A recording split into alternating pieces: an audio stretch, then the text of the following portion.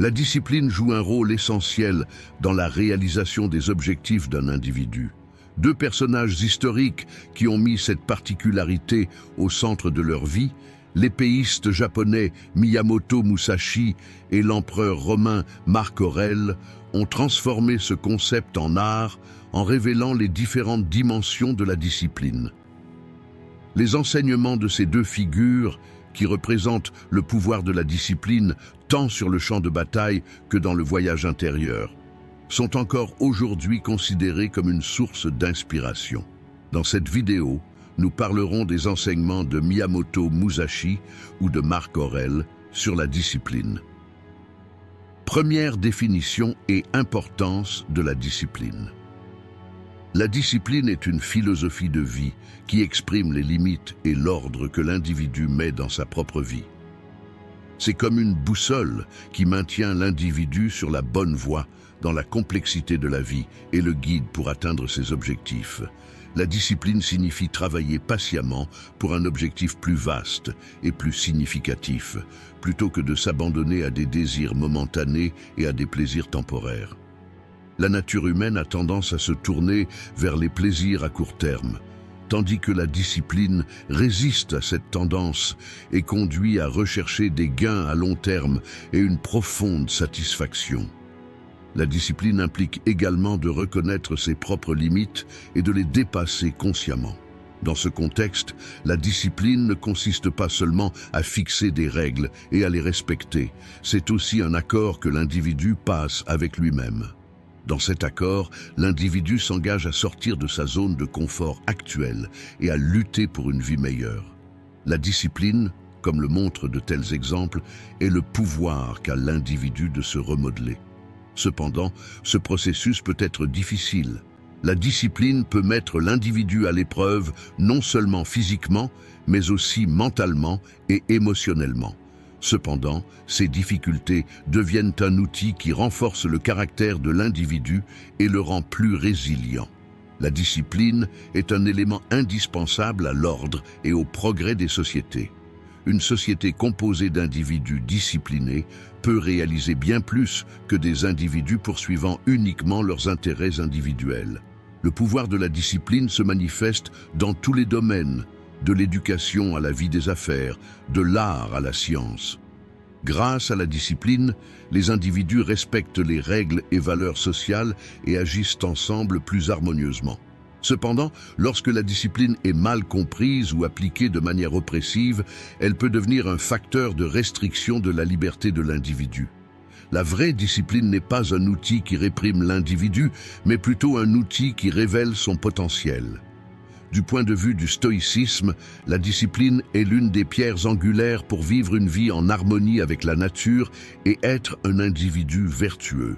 Selon les stoïciens, la discipline signifie que l'individu peut contrôler ses propres passions et utiliser son esprit comme guide. Marc Aurèle soutient que la discipline est la clé non seulement du bonheur individuel, mais aussi de l'harmonie sociale. Le stoïcisme conseille à l'individu de réguler son propre monde intérieur au lieu de se laisser entraîner par des événements extérieurs qu'il ne peut pas contrôler. Dans ce contexte, la discipline est la capacité de l'individu à gérer ses émotions, à contrôler ses impulsions et à éviter de se laisser capturer par des émotions telles que la colère instantanée et la jalousie. Un stoïcien discipliné aborde les défis de la vie avec courage et accepte chaque situation amenée par le destin comme faisant partie de la nature. Du point de vue stoïcien, la discipline n'est pas seulement une habitude, mais aussi l'ensemble des démarches entreprises par une personne vers la réalisation de soi. 2. Miyamoto Musashi, maître de la discipline samouraï. Miyamoto Musashi, l'un des samouraïs les plus célèbres du Japon, est connu non seulement pour ses techniques de combat, mais aussi pour son approche disciplinée de tous les aspects de la vie. Sa vie et sa philosophie sont considérées comme une combinaison de force et de vertu, reflétant l'essence de la culture samouraï. Musashi est un personnage qui a passé sa vie en tant que guerrier et a remporté 61 combats. Cependant, derrière son succès se cache non seulement la force physique, mais aussi la discipline mentale et spirituelle. Musashi peut également être considéré comme un philosophe en dehors des arts martiaux. Surtout dans son ouvrage Le Livre des Cinq Anneaux, il a partagé des enseignements importants sur les règles générales de la vie au-delà de la guerre.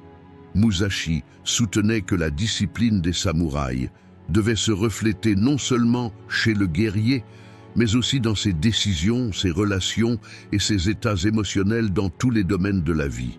La compréhension de Musashi de la discipline est façonnée par un effort constant pour se transcender. La règle la plus importante que Musashi s'est fixée était de toujours apprendre quelque chose de nouveau et de continuer à s'améliorer. Il a souligné l'importance d'utiliser ensemble la stratégie et la tactique, en particulier dans les combats et dans la vie. Bien qu'être un guerrier soit important, l'essentiel est de maintenir l'équilibre spirituel. Musashi préconise toujours qu'un samouraï doit s'améliorer de la meilleure façon possible. La discipline des samouraïs nécessite de combattre non seulement les ennemis extérieurs, mais aussi les ennemis intérieurs. L'une des caractéristiques les plus distinctives de la vie de Musashi était sa capacité à contrôler ses émotions. La simplicité et la maîtrise de soi qui font partie de la discipline des samouraïs se manifestent dans tous les aspects de la vie de Musashi. En tant que samouraï, il croyait que chaque action devait être significative et utile.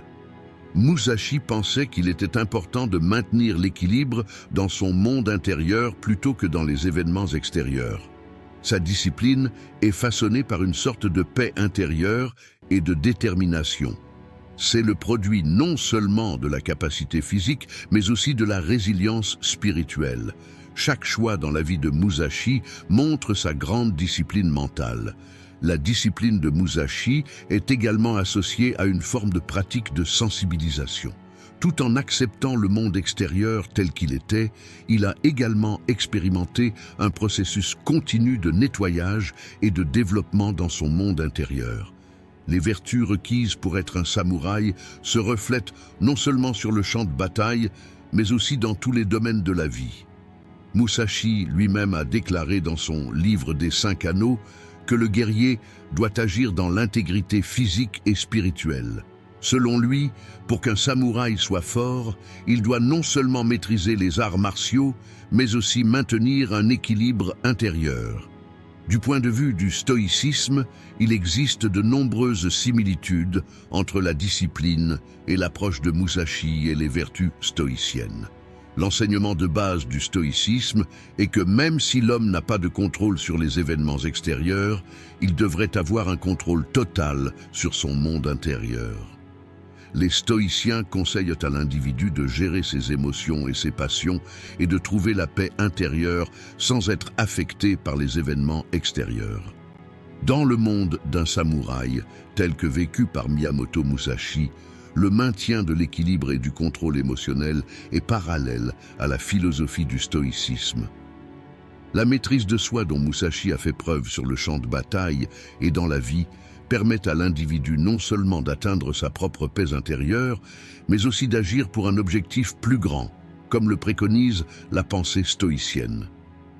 De la même manière que le stoïcisme, Musashi conseillait également de rester ferme face aux difficultés de la vie et de résister à la colère momentanée et aux fluctuations émotionnelles. Les deux philosophies soulignent que l'individu doit se transcender, trouver la paix intérieure et vivre une vie vertueuse sans être affecté par les négativités extérieures. Troisième, Marc Aurèle, le concept de discipline du stoïcisme. En tant qu'empereur romain, Marc Aurèle est une figure éminente non seulement dans l'administration de l'État, mais également dans ses efforts visant à développer les vertus individuelles et la discipline intérieure. Sa compréhension de la discipline, façonnée par le stoïcisme, offre d'importantes leçons sur le genre de personne que l'on devrait être, non seulement en tant que chef guerrier, mais aussi en tant que philosophe profond. Marc Aurèle a intériorisé la philosophie du stoïcisme tout au long de sa vie et a essayé d'appliquer les principes de base de cette philosophie tant dans sa vie personnelle que dans l'administration de l'État. Il a poursuivi les enseignements du stoïcisme, qui repose sur la compréhension d'une vie vertueuse, par la patience, la maîtrise de soi et la raison, même dans un environnement complexe et difficile comme l'Empire. Aurelius considérait la discipline non seulement dans un sens physique, mais aussi comme un effort mental et spirituel. Pour lui, la discipline était un effort pour maintenir l'équilibre interne, quelles que soient les conditions extérieures. La compréhension de Marc Aurèle de la discipline se manifeste également à travers ses pratiques dans sa vie quotidienne. Surtout dans son ouvrage « Méditation », il parle de la nécessité de rester à l'écart des troubles émotionnels et mentaux et de se concentrer uniquement sur ce qui est juste. Aurelius ne voyait pas toutes les difficultés et le chaos du monde extérieur comme un facteur susceptible de perturber la paix spirituelle de l'homme. Au contraire, il a pu surmonter toutes les négativités et le stress qu'il a vécu grâce au principe de l'insensibilité aux événements extérieurs, l'un des principes de base du stoïcisme. Malgré les défis auxquels il a été confronté en tant qu'empereur, notamment les guerres, les trahisons, les intrigues politiques et les revendications populaires, Marc Aurèle a toujours essayé de maintenir la paix intérieure et une attitude vertueuse. La discipline de Marc Aurèle s'inscrit dans un cadre philosophique plus large. Au cœur du stoïcisme, il est souligné qu'une personne doit attribuer un sens à chaque difficulté qu'elle rencontre dans sa vie et considérer ces difficultés comme une opportunité pour son propre développement intérieur. Fort de cette compréhension, Aurèle évaluait chaque obstacle et chaque événement qu'il rencontrait dans l'Empire comme une opportunité de développer sa propre vertu intérieure.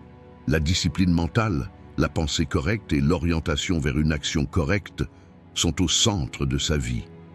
Aurelius est un leader qui a vécu sans perdre sa joie et en restant calme dans le chaos, quoi qu'il arrive.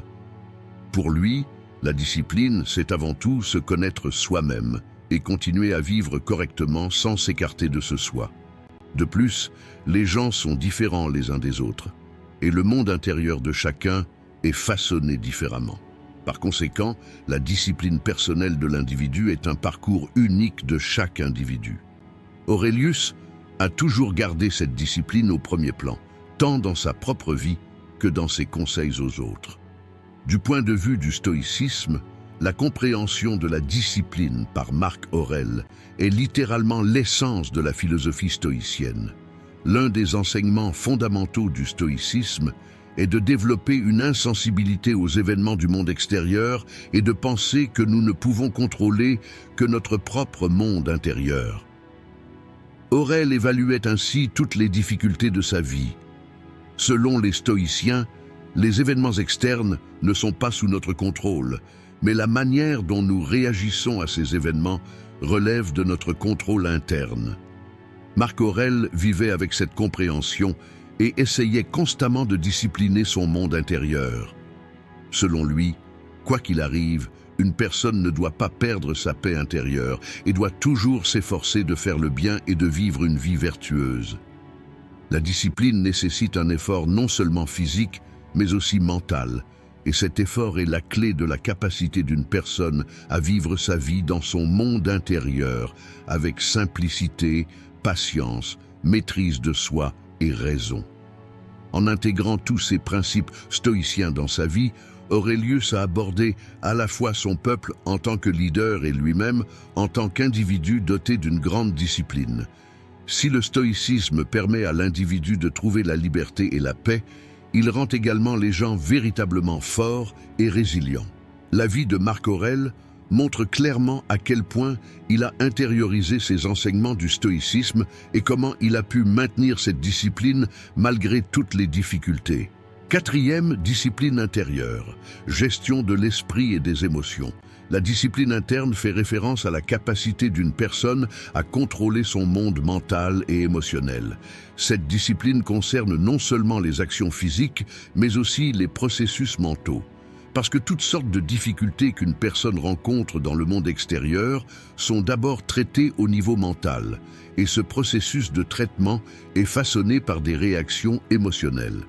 La discipline interne permet à une personne de gérer correctement ses processus émotionnels et mentaux.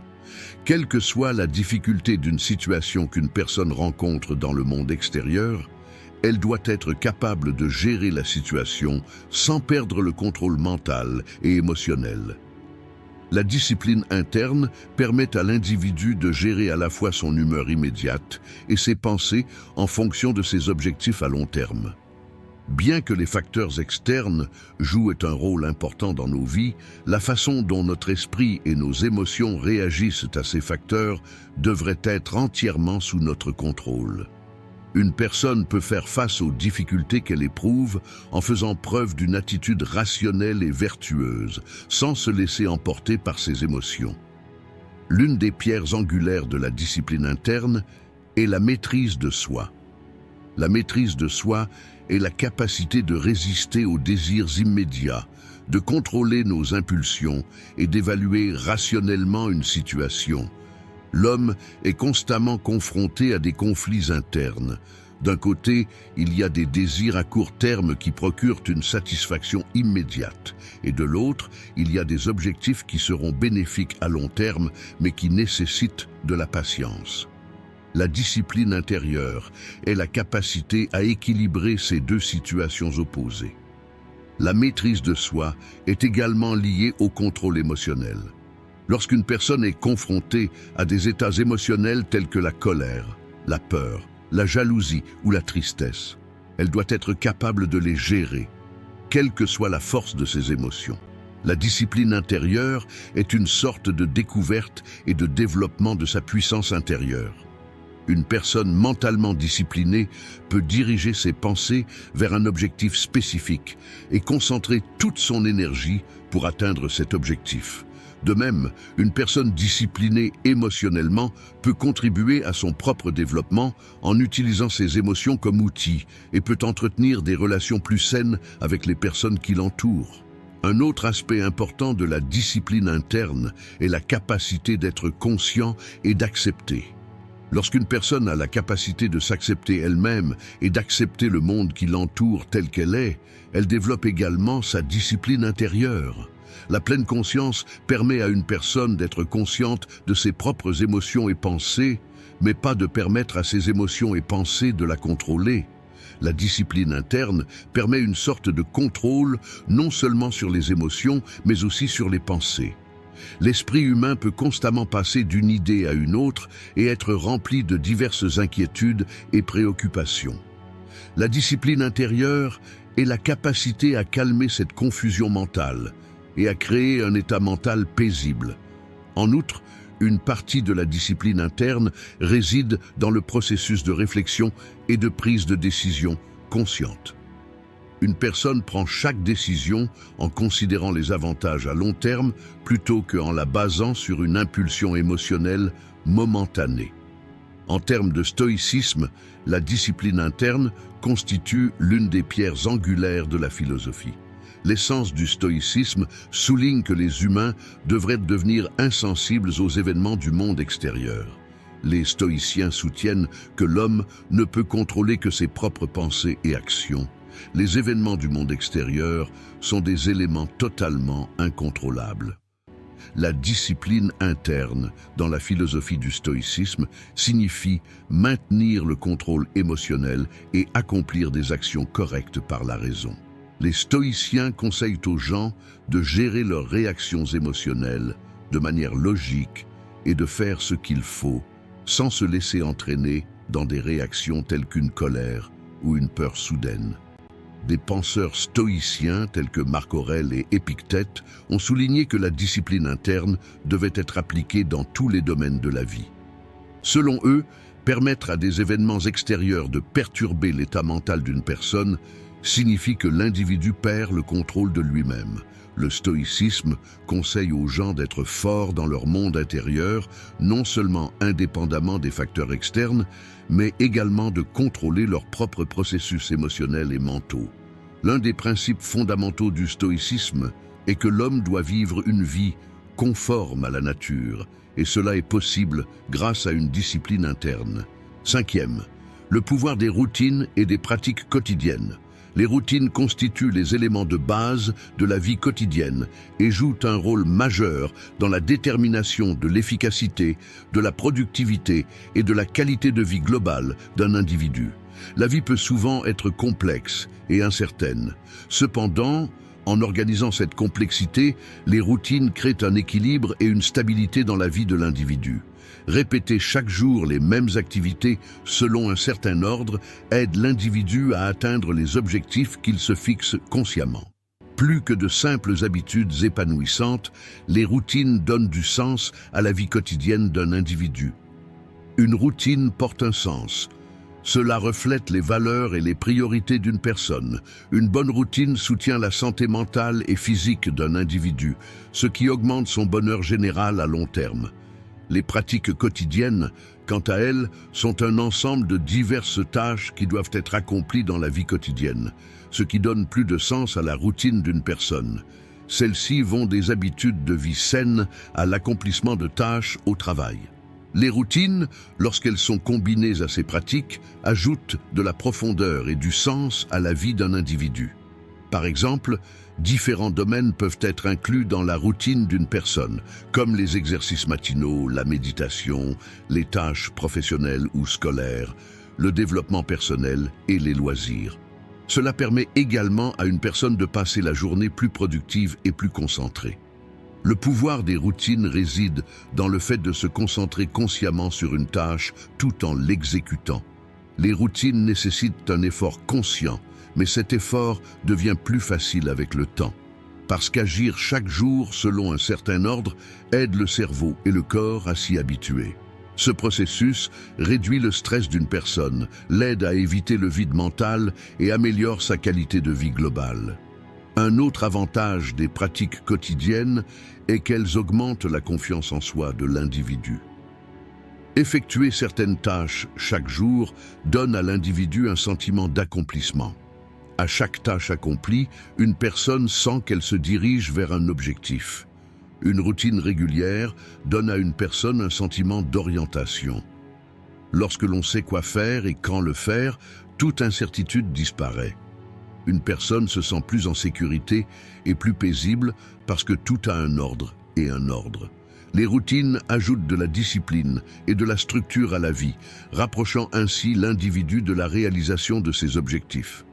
Cependant, les routines et les pratiques quotidiennes doivent être correctement structurées pour être efficaces. Pour que les routines fonctionnent, les objectifs personnels doivent d'abord être clairement déterminés, puis un plan doit être élaboré pour atteindre ces objectifs. Tout ce que vous faites doit avoir un but. La flexibilité d'une personne lui permet de surmonter de tels obstacles et de poursuivre avec succès sa routine. Une routine bien planifiée apporte non seulement de l'efficacité à une personne, mais soutient également sa santé mentale et émotionnelle. Une personne peut passer chaque instant de la journée de manière significative en établissant un système pour elle-même. D'un point de vue stoïcien, les routines et les pratiques quotidiennes sont un outil important dans l'effort visant à vivre une vie vertueuse avec une paix intérieure. Les stoïciens soutiennent que le moyen le plus efficace de faire face aux défis de la vie est de développer une discipline intérieure et d'appliquer cette discipline dans la vie quotidienne. L'une des philosophies fondamentales du stoïcisme est que les conditions extérieures ne doivent pas affecter la paix intérieure d'une personne. Les routines et pratiques quotidiennes constituent la base pour vivre une vie compatible avec le stoïcisme. Les stoïciens croient que des rituels tels que se préparer mentalement le matin, choisir les bonnes actions pour la journée et faire le point sur la journée le soir sont importants. Selon le stoïcisme, vivre consciemment chaque instant assure le développement mental et spirituel de l'individu. Du point de vue du stoïcisme, une bonne routine est une structure qui aide à maintenir l'équilibre interne, quelle que soit l'influence des événements extérieurs. Les routines, combinées à la philosophie stoïcienne, deviennent un outil puissant qui prépare les gens à faire face non seulement aux défis de la journée, mais aussi à leur propre monde intérieur. Sixième établissement d'objectifs et planification à long terme. L'établissement d'objectifs et la planification à long terme sont les éléments de base qui façonnent le succès dans la vie d'un individu et lui permettent de se concentrer et de diriger sa vie. Les objectifs sont la boussole qui détermine où va une personne et quel chemin elle doit suivre. L'établissement d'objectifs permet non seulement de réaliser quelque chose, mais aussi de maximiser le potentiel de l'individu. Fixer des objectifs doit être conforme aux valeurs, aux désirs et aux buts de la vie d'une personne. La première étape du processus de définition d'objectifs est un examen approfondi des valeurs et des désirs personnels. Une personne ne peut pas élaborer un plan réussi sans déterminer clairement ce qu'elle veut réaliser. Les valeurs sont les principes de base qui dirigent la vie d'une personne et la guident. Les objectifs fixés en adéquation avec ces valeurs contribuent à motiver l'individu et lui assurent une réussite durable. L'un des facteurs les plus importants dans la définition d'objectifs est la mesure dans laquelle ces objectifs sont réalisables et réalistes. Fixer des objectifs impossibles à atteindre peut frustrer une personne et l'amener à prendre du recul au lieu de progresser. Les objectifs à court terme doivent être des étapes qui ouvrent la voie à des objectifs à long terme. À mesure qu'une personne atteint chaque objectif à court terme, elle se sent plus forte et plus motivée pour atteindre l'objectif à long terme.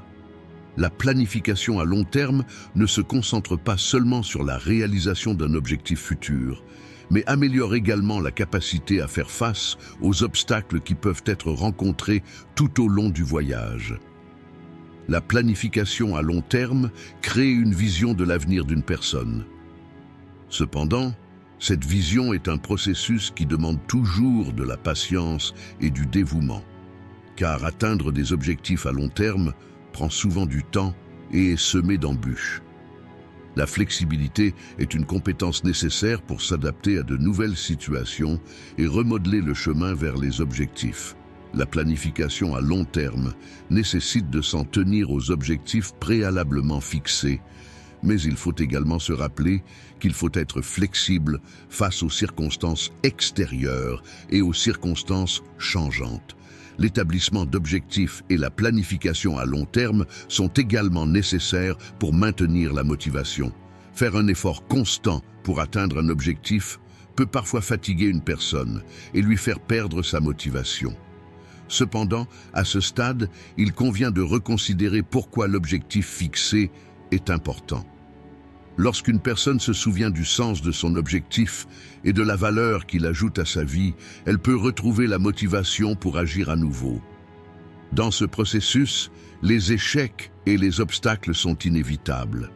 Cependant, ces obstacles ne doivent être considérés que comme des difficultés temporaires et doivent être acceptés comme faisant partie du cheminement vers l'atteinte de l'objectif. La personne doit procéder avec détermination et poursuivre son chemin en révisant son plan. Le processus de planification est également une sorte de point de départ. Chaque échec rend plus fort et offre des opportunités d'apprentissage. Le chemin vers le succès nécessite des efforts constants, de la flexibilité et de la patience. En essayant d'atteindre ses objectifs, une personne obtient non seulement des succès externes, mais gagne également en force et en endurance interne.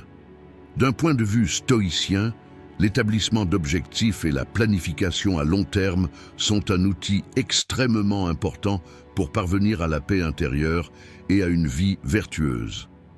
Les stoïciens croient que nous devons développer la capacité de contrôler notre attitude face aux défis de la vie. L'une des philosophies fondamentales du stoïcisme est que le monde intérieur d'une personne est indépendant des conditions extérieures. Par conséquent, les objectifs fixés et les plans élaborés devraient viser à développer non seulement les récompenses externes, mais aussi la vertu personnelle et la paix intérieure. Selon les stoïciens, le but de l'homme devrait être de vivre dans la droiture et la vertu, et de considérer les réalisations extérieures comme un moyen dans ce cheminement.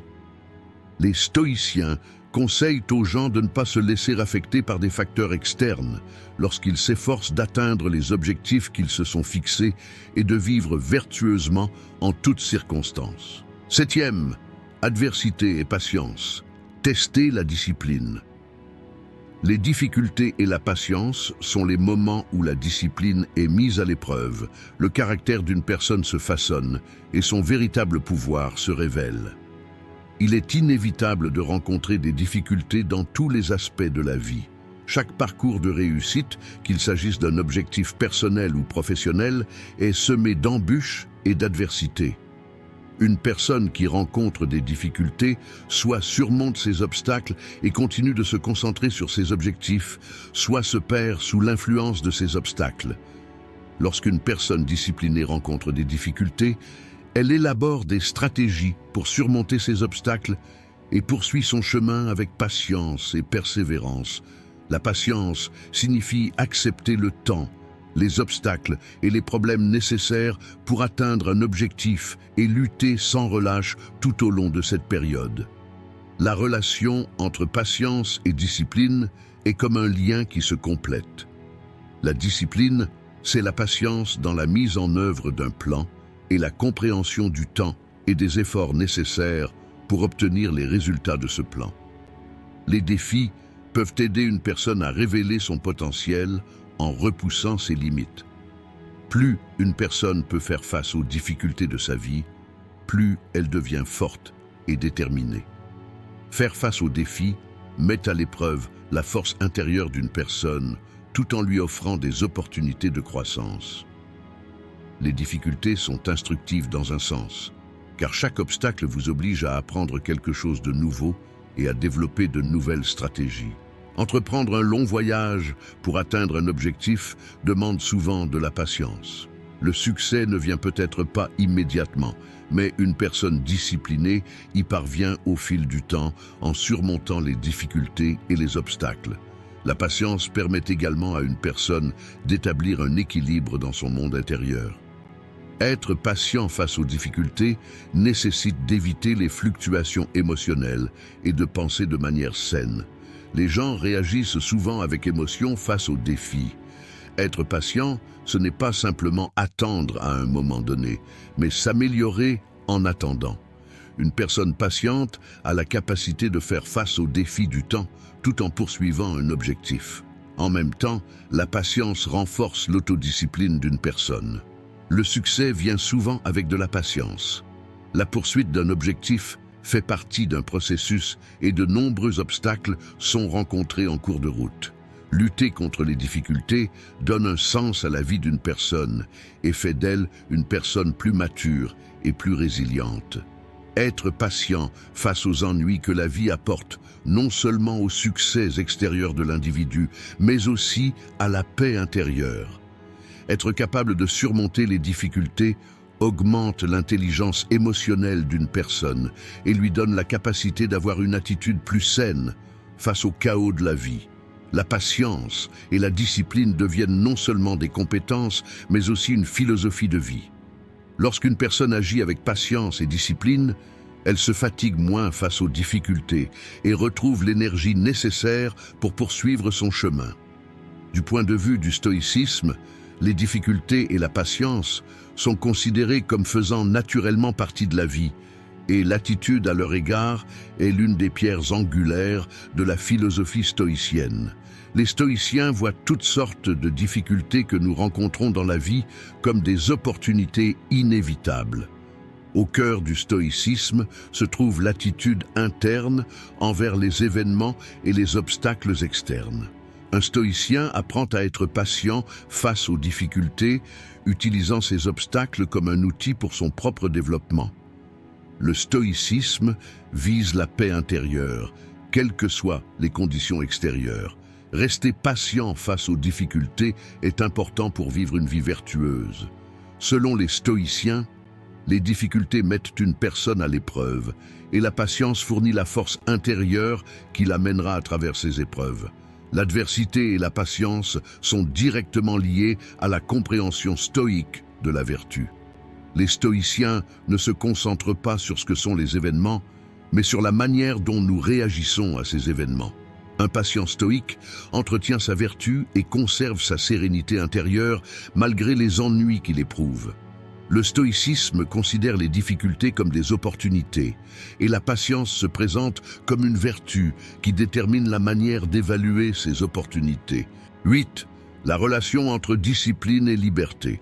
La discipline et la liberté sont deux concepts importants qui semblent contradictoires à première vue, mais qui, examinés en profondeur, se complètent.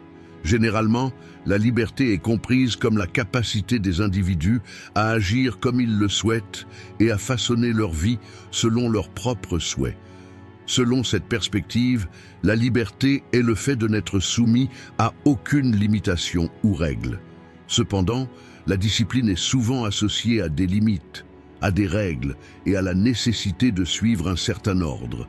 C'est pour cette raison qu'il existe une croyance largement répandue selon laquelle la discipline est un obstacle à la liberté.